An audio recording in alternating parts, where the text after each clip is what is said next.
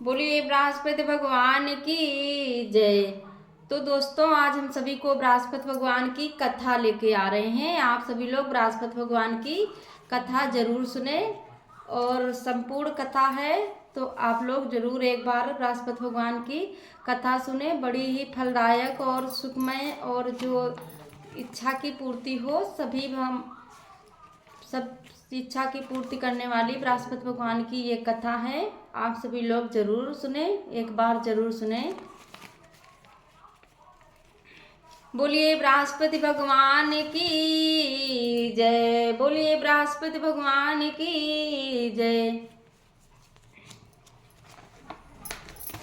आइए हम आप सभी देर ना करते हुए बृहस्पति भगवान की कथा सुनते हैं। प्राचीन काल की बात है। एक समय भारतवर्ष में एक राजा राज करता था, जिसके पास अन्न और सोने चांदी की कमी ना थी। राजा बड़ा प्रतापी व दान देने वाला था। प्रतिदिन विष्णु भगवान के मंदिर में जाया करता था और वहां विष्णु भगवान की पूजा करता था तथा ब्राह्मणों का आदर करता। मन क्रम वचन शुद्ध रहता है। उसका दरबार धर्म द्वार के नाम से सब दीनहीन नारियों के लिए खुला हुआ था। वह सबकी इच्छाओं को पूर्ण करता था। राजा किसी बात की चिंता नहीं करता था। राजा की यह बात रानी को ना सुहाती थी, इसीलिए वह किसी भिक्षार्थी को कभी कुछ नहीं देती थी। दिन रात घर के कामों में व्यस्त रहती थी, व्रत भी ना करती थी और राजा को भी व्रत करने के लिए मना किया करती थी। एक दिन की बात है, बृहस्पति के दिन, जिस समय राजा वन की ओर शिकार खेलने गए हुए थे, घर पर रानी और दासी घर के कामकाज में लगी थी। उसी समय बृहस्पति महाराज एक विप्र का रूप धारण कर राजा के द्वार पर प्रकट हो गए और भिक्षा की याचना करने लगे। रानी को दान आदि की बात बिल्कुल ना सुहाती थी, इसीलिए वह क्रोधित होकर बोली, हे विप्र देवता, मैं दान से परेशान हूँ, इसीलिए कोई ऐसा उपाय बताओ जिससे संपूर्ण धन का लोप हो जावे और मुझे शांति हो। विप्र रानी की बात सुनकर आश्चर्य में पड़ गए और सोचने लगे, आज तक मुझे कोई भी स्त्री ऐसी नहीं दिखी जिसको धन आदि की तनिक भी इच्छा ना हो और वह धन से घृणा करती हो। इसीलिए विप्र ने रानी से कहा, हे रानी, तुम बहुत ही विचित्र स्त्री हो। मैंने आज तक कोई ऐसी स्त्री नहीं देखी जिसे धन और पुत्र की चाह न हो। पापनी भी कुछ चाहती है। अगर तुम्हारे पास धन आदि है तो उसे पुण्य कार्य में लगाओ, भूखों को भोजन कराओ, गर्मी में प्याग लगवाओ, विप्रों को धन दो, कुआं, तालाब, सड़क, मंदिरों का निर्माण कराओ। प्रत्येक गुरुवार के दिन बृहस्पति देव का पूजन व्रत करो तथा सुनो, जिससे स्वर्ग की प्राप्त होगी, अति सुख मिलेगा और कुल का नाम उज्जवल होगा। रानी इस बातों को सुनकर और क्रोधित होने लगी और बोली, हे विप्र देवता, ये सब कार्य मेरे पतिदेव करते हैं, पर मुझे ये सब नहीं सुहाता। इसीलिए आप इस तरह के सुझाव को मेरे सामने प्रस्तुत ना करें और यह उपाय बतावें जिससे संपूर्ण धन नष्ट हो जाए। तो विप्र देवता अधिक चिंतित हुए और चिंतित हुए, पर रानी चाहती थी कि उसके पास से सारा धन चला जाए। विप्र ने कहा, हे रानी, जब स्वयं यही बात चाहती हो तो ऐसा ही होगा। मैं तुमको उपाय बताता हूँ। तुम बृहस्पति के दिन घर लीपना, पोतना, केसों को धोना व स्नान कर राजा से कहना कि वे हजामत बनवाए और भोजन में मांस, मंदिरा, प्याज खाना, धोबी को कपड़े धुलने को देना, घर की सफाई करना। इस तरह 7 गुरुवार करने से तुम्हारा संपूर्ण धन नष्ट हो जाएगा। वैसे ऐसे वचन सुनकर रानी अत्यंत प्रसन्न हुई और प्रथम गुरुवार के दिन से ही हे विप्र के आदेशों पर चलना शुरू कर दिया। गुरुवार के दिन जल्दी सोकर उठी, फिर झाड़ू लगाए, तत्पश्चात लिपवाया, पुतवाया, केस धोने के बाद स्नान किया, भोजन बनाने के बाद चूल्हे के पीछे रख दिया, राजा से हजामत बनवाई। वह सब बृहस्पति के दिन ही यह करती रही।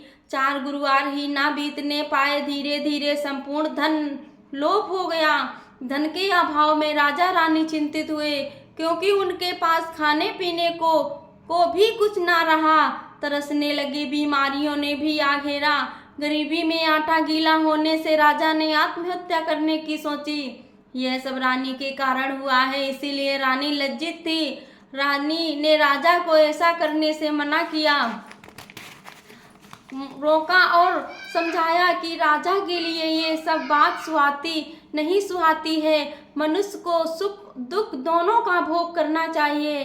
रानी के विचार सुन राजा प्रसन्न हुआ और रानी के सम्मुख बाहर जाने का प्रस्ताव रखा। उसने कहा, मैं यहाँ कोई कार्य नहीं कर सकता हूँ। देश चोरी परदेश भीख के बराबर होती है, इसीलिए तुम्हारी क्या राय है? रानी ने ऐसा करने से की अनुमति दे दी। राजा परदेश चला गया। वहां वन में लकड़ी काट कर शहर में बेचने लगा। उस पर अनेकों मुसीबतें पड़ने लगी और वह सत्यवान के समान जीवन व्यतीत करने लगा।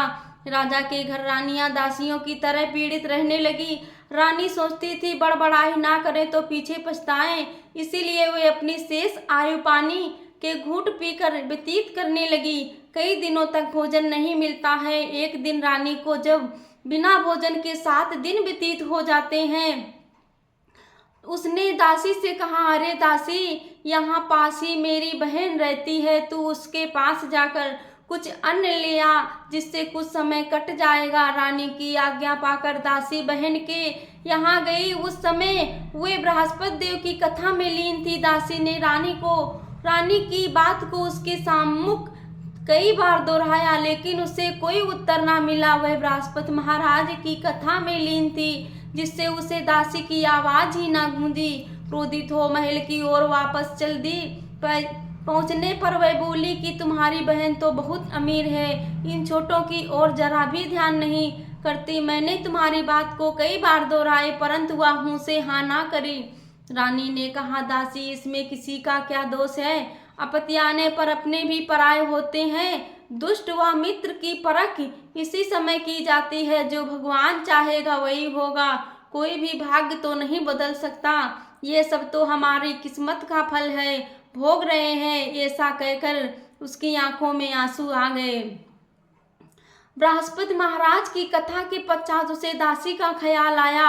जब वह वहां ना दिखी तो अत्यंत दुखी हुई। वह बहन के घर आई और बोली, मैं बृहस्पति की कथा में लगी थी। बृहस्पति की कथा के समय ना बोलते हैं ना उठते हैं, इसीलिए मैंने तुम्हारी दासी से कुछ नहीं कहा। बताओ उसके भेजने का क्या कारण था? उसने कहा, मैंने कुछ अन्न लाने के लिए भेजा था। इस समय मेरे पास खाने को कुछ भी नहीं है। बहन ने कहा, बृहस्पति देव सब इच्छाओं को पूर्ण करते हैं।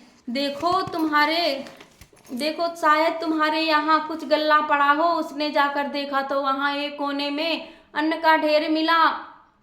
उसे बड़ा आश्चर्य हुआ। दासी रानी से बोली कि मैं तो अन्न के अभाव के कारण ही तो मैं नित्य व्रत कर रही हूँ, परंतु बृहस्पति के दिन की विधि व कथा पूछ लो तो अत्यंत अच्छा होगा। रानी के पूछने पर उसने बृहस्पति देव की कहानी इस तरह से बताई। अगर आगे पूरी कहानी आप सभी को सुनना हो तो प्लीज़ कमेंट में ज़रूर बताएं। हम आपको पूरी कहानी लेके आएंगे, जिस तरह से कैसे अपनी बहन को अपनी ये कहानी बृहस्पति भगवान की सुनाती हैं। आज की कहानी इतनी है, और कल अगर आप लोग कमेंट करेंगे तो हम दूसरे वीडियो में पार्ट 2 में आपको हम ये आधी कहानी जो बहन के पूछने पर जो कहानी बहन बताती है, वो कहानी हम आप सभी को दूसरे वीडियो में ज़रूर लाएंगे। आप सभी लोग को अच्छी लगे तो कमेंट और लाइक सब्सक्राइब मेरे बृहस्पति भगवान के लिए एक ज़रूर कर देना।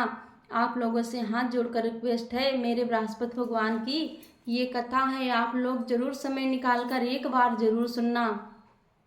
बोलिए बृहस्पति भगवान की जय।